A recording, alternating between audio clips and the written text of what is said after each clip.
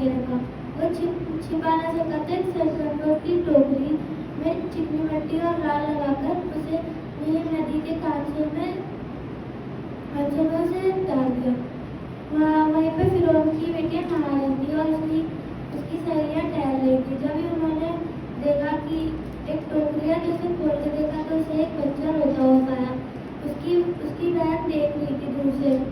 उसकी बहन ने फिरौन की बेटी के पास जाकर कहा, क्या मैं तेरे लिए एक ईमती स्त्री को बुला के लाऊं जो इसको दूध पिला सके।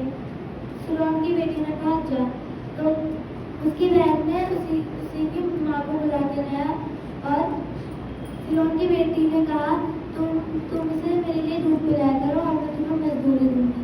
उसकी माँ खुश हो गई और उसे दूध पिलाने लगी। जब वो बड़ा हुआ तो उसने फिरौन की बेटी को उसे सौंप दिया और फिरौन की बेटी ने उसका नाम रखा मूसा, जिसका अर्थ है पानी से निकाला। इस कहानी से हमें ये शिक्षा मिलती है कि हमें बुद्धि से हमें इस्तेमाल करना चाहिए।